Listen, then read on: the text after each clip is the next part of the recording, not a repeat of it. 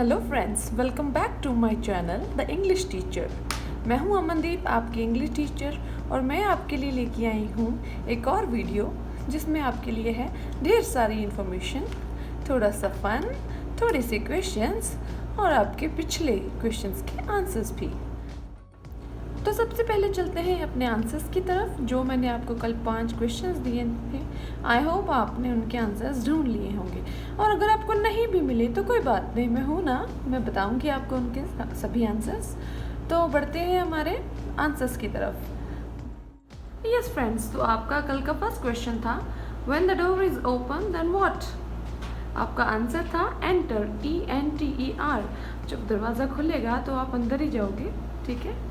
The next question was 7 days make a dash। 7 दिन मिला के क्या बनता है? Of course a week, WEEK, एक हफ्ता बनता है। Yes, तो आपका थर्ड क्वेश्चन था The highest point is called।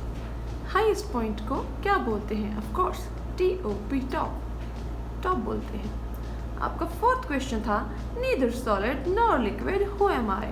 तो मैं क्या हूँ? मैं गैस हूँ, GAS was your fourth answer, and your fifth answer was what the wind does, it blows, so BLOW was your fifth and last answer। आप सब ने आई होप अपने आंसर्स मिला लिए होंगे, कुछ के ठीक होंगे, कुछ के नहीं होंगे, कोई बात नहीं, सिलसिला ऐसे ही चलता रहेगा और हम रोज़ कुछ ना कुछ ऐसा ही करते रहेंगे। तो ऐसे ही और ज़्यादा क्वेश्चंस को जानने के लिए आप कंटिन्यू रहिए मेरे साथ, देखते रहिए मेरे चैनल को। तो बढ़ते हैं हमारे नेक्स्ट पार्ट की तरफ।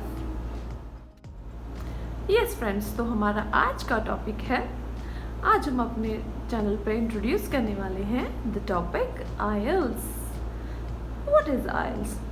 आइल्स है क्या? ये तो हम सब जानते हैं कि ये एक इंग्लिश प्रोफिशिएंसी का टेस्ट है, और आइल्स की फुल फॉर्म आई थिंक ये भी आप सभी को पता होगी।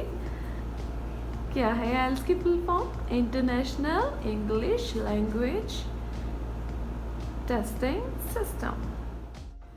तो आइल्स की फुल फॉर्म तो हमें पता चल गई है, तो ये भी जान लेते हैं कि ये जो इंग्लिश प्रोफिशिएंसी का टेस्ट लिया जाता है, ये क्यों लिया जाता है?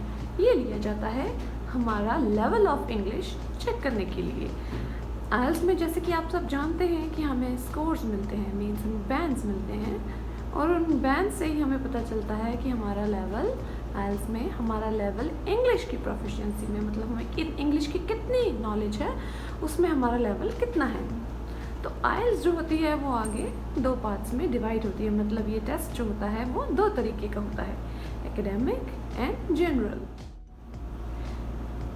जनरल। जो एकेडमिक टेस्ट होता है वो होता है स्पेशली फॉर स्टूडेंट्स। जी हाँ, जो स्टूडेंट्स अब्रॉड स्टडी करने जाना चाहते हैं, स्पेशली उन कंट्रीज़ में जहाँ पे उनकी फर्स्ट लैंग्वेज और प्रेफरली जो मोस्ट यूज लैंग्वेज है वो इंग्लिश है, तो वहाँ पे उनको एकेडमिक आइल्स का टेस्ट देना ज़रूरी है, और उसमें कुछ स्कोर होता है जो फिक्स्ड होता है, अदरवाइज़ आपको यूनिवर्सिटीज़ में या फॉरेन के कॉलेजेस में एडमिशन नहीं मिलती, तो वो लेना ज़रूरी होता है। और दूसरा हमारी सेकंड ब्रांच है आइल्स की, मीन्स हमारा जो सेकंड टेस्ट होता है आइल्स में एकेडमिक के अलावा, वो जनरल ट्रेनिंग का टेस्ट होता है। जनरल ट्रेनिंग का जो टेस्ट होता है वो सभी के लिए होता है, बट यूजुअली ये टेस्ट वही लोग देते हैं जो कि किसी इंग्लिश स्पीकिंग कंट्री में परमानेंटली मूव होना चाहते हैं।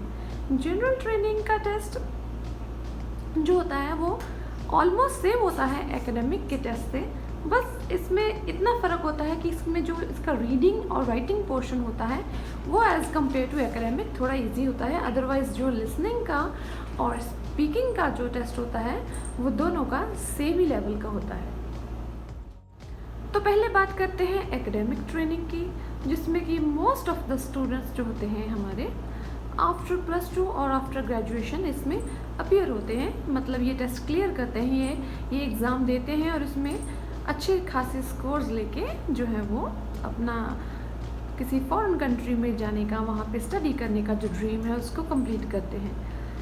तो एकेडमिक का जो हमारा आइल्स का टेस्ट होता है, इसमें एज़ यूजुअल आप सभी जानते ही होंगे कि इसमें 4 पार्ट्स होते हैं, listening, reading, writing and speaking. जो हमारा लिसनिंग का पार्ट होता है उसमें हमारे लिसनिंग स्किल्स को टेस्ट किया जाता है कि हम जो इंटरनेशनल इंग्लिश सुनते हैं तो हम उसको कितना समझ पाते हैं, कितना उसका मतलब जो है, जो मीनिंग जो है वो हम उसको ग्रैब कर पाते हैं। ठीक है, तो इसमें आपको वो पता ही होगा कि आपको एक क्लिप सुनाई जाती है, एक क्लिप नहीं मतलब काफ़ी सारी क्लिप्स सुनाई जाती हैं जिनके ऊपर बेस्ड आपको क्वेश्चंस दिए जाते हैं और इन क्वेश्चंस का आपने आंसर करना होता है। और वो क्वेश्चंस अलग अलग तरह के होते हैं, कभी आपको यस नो, कभी ट्रू फॉल्स, कभी फिल इन द ब्लैंक्स, कभी आपको मल्टीपल टाइप क्वेश्चंस होते हैं। तो वो डिपेंड करता है कि आपका पेपर कैसा है। तो लिसनिंग के बाद हमारा जो सेकंड पार्ट होता है एग्ज़ाम का वो रीडिंग का होता है। और रीडिंग में एज़ यूजुअल वो आपकी रीडिंग स्किल्स को चेक करते हैं। मींस आपको काफ़ी सारे टॉपिक्स दिए जाते हैं और उन टॉपिक्स पे बेस्ड क्वेश्चंस होते हैं। जिस तरह के क्वेश्चंस आपको लिसनिंग में आते हैं एज़ यूजुअल सेम तरह के ही आपको रीडिंग में आते हैं। फ़र्क सिर्फ इतना होता है कि लिसनिंग के आंसर्स आपको सुन के ढूंढने होते हैं और रीडिंग के आंसर्स आपको पढ़ के ढूंढने होते हैं। और इसमें टाइम लिमिट आपको 1 आवर का दिया जाता है। जो एकेडमिक की आपका रीडिंग टेस्ट होता है उसमें ज़्यादातर आपको टेक्निकल, साइंटिफिक ऐसे आपको उन्होंने कुछ पैराग्राफ्स दिए होते हैं, उसमें से आपने अपने आंसर्स ढूंढने होते हैं। वो इसीलिए क्योंकि जब आप फॉरेन कंट्री में जाते हो तो मोस्टली वही स्टूडेंट्स जाते हैं जो आगे साइंस में या किसी टेक्निकल सब्जेक्ट में कुछ करना चाहते हैं। तो वो आपके रीडिंग से जानते हैं कि आपको कितनी नॉलेज है कि टेक्निकल वर्ड्स की, टेक्निकल वोकेबलरी, साइंटिफिक वोकेबलरी आपकी कितनी स्ट्रॉन्ग है। तो उसमें आपका ये टेस्ट किया जाता है। जो आपका थर्ड पार्ट है टेस्ट का वो है राइटिंग।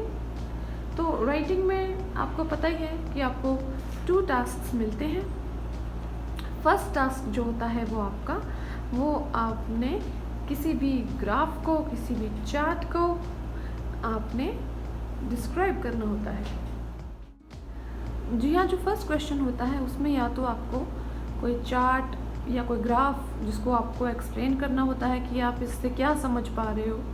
और आपका जो सेकंड क्वेश्चन होता है वो आपको ऐसे टाइप क्वेश्चन होता है जिसमें आपने एक टॉपिक को डिस्क्राइब करना होता है, अपने उस टॉपिक को एलाबोरेट करके अपने व्यूज़ लिखने होते हैं जो भी आपको उस टॉपिक के बारे में पता है।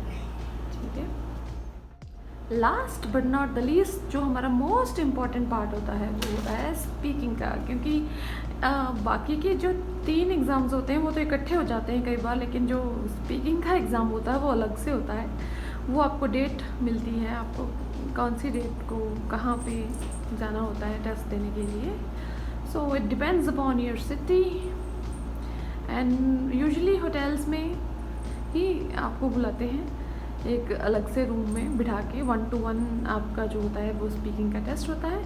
और जिसमें आपको फर्स्टली तो नॉर्मल क्वेश्चंस पूछे जाते हैं आपसे रिलेटेड, आपकी स्टडी से रिलेटेड या कोई भी टॉपिक जो आपने इंट्रोड्यूस किया हो या जो भी उनके पास लिखे हुए क्वेश्चंस हों उनमें से वो कुछ क्वेश्चंस जो हैं वो नॉर्मली इधर उधर के आपसे पूछते हैं। वो देखना चाहते हैं कि आपकी सेंटेंस मेकिंग कितनी स्ट्रॉन्ग है, आप कितना हाजिर जवाब हो, कितना आप जल्दी आंसर दे पाते हो। और सेकंड जो आपको एक टॉपिक मिलता है वो टॉपिक को आपने 1 मिनट के लिए ध्यान से सोच के 2 मिनट के लिए उसके ऊपर आपने कंटिन्यूसली बोलना होता है। ठीक है, और उसके बाद आपको उस जो टॉपिक आपने बोला होता है तो उसके साथ जो रिलेटेड क्वेश्चंस होते हैं जो ऑलरेडी टॉपिक के साथ रिटन होते हैं, उनके पास होते हैं, तो वो पूछते हैं। तो ऐसा कुछ नहीं है कि वो खुद से बना के कोई क्वेश्चंस पूछते हैं, क्वेश्चंस उनके पास रेडीमेड होते हैं ऑलरेडी, तो उनका जो दिल करता है वो क्वेश्चंस वो पूछते हैं। लेकिन जो थर्ड पार्ट होता है वो क्वेश्चंस सारे आपके जो स्पीकिंग का टॉपिक होता है उससे रिलेटेड ही होते हैं। तो हम इन सभी टेस्ट्स को जानेंगे, इन सभी टेस्ट के थोड़े थोड़े मैं आपको टिप्स एंड ट्रिक्स बताऊंगी। और हो सकता है कि हम मेरे इन टिप्स और ट्रिक्स के बाद आपके आइल्स के स्कोर हैं वो बढ़ जाएं, अच्छा हो जाए। And I will be very happy to help you. तो आप ये जर्नी मेरे साथ कंटिन्यू रखिएगा। फ़िलहाल बढ़ते हैं हमारे नेक्स्ट पार्ट की तरफ, और जो जनरल का है वो मैं फिर किसी और दिन आपको एक्सप्लेन करूँगी। तो अभी टाइम हो चुका है हमारे क्वेश्चंस का। तो आज के क्वेश्चंस आपके लिए ये रहे। So your first question is a man who delivers the mail. जो हमारी मेल, हमारी चिट्ठियाँ लेके आता है, वो कौन है? Your answer must be a single word with 7 alphabets. तो जो आपका सेकंड क्वेश्चन है वो है द क्रिएशन ऑफ ब्यूटीफुल और attractive things is called. Beautiful और अट्रैक्टिव और इम्पोर्टेंट चीज़ों को बनाने को क्या कहते हैं? जब कोई ऐसी चीज़ क्रिएट करता है जो सुंदर हो, इम्पोर्टेंट हो, अट्रैक्टिव हो, तो उसे हम क्या कहेंगे? आपका आंसर होना चाहिए सिंगल वर्ड में कितने अल्फ़ाबेट्स के साथ? 3। Moving towards our third question. This is your third question. Moving through the air is called. हवा में से गुजरने को क्या कहेंगे? So your answer should be a single word with 3 alphabets. And your fourth question is a thing which is used for sleeping. सोने के लिए हम जिस चीज़ का इस्तेमाल करते हैं, सभी करते हैं, तो वो चीज़ क्या है? Your answer should be a single word with 3 alphabets again. And your last question is a fixed look with eyes wide open is. एक टक घूरते रहना आंखें खोल के, उसको हम क्या कहेंगे? Your answer must be a single word with 5 alphabets. तो ढूंढना शुरू करिए। आपको आपका होमवर्क मिल गया है। आज के लिए बस इतना ही। तो मिलते हैं कल एक नए वीडियो के साथ, जिसमें मैं आपको इस क्वेश्चंस के आंसर्स भी दूंगी और एक नए क्विज लेके भी आऊँगी। लेकिन आपको याद रखना है कि आपको इनके क्वेश्चंस को ढूंढने हैं एंड ढूंढ के कमेंट बॉक्स में मुझे कमेंट करना है, इनके आंसर्स बताने हैं, और मैं आपको मार्क्स दूँगी 5 में से। ठीक है? और जो भी 4 मार्क्स अचीव करता है उसका नेम जो है वो नेक्स्ट वीडियो में अनाउंस किया जाएगा। So see you all, keep watching, keep studying, keep learning. Signing off, Amandeep Sanga. Bye bye.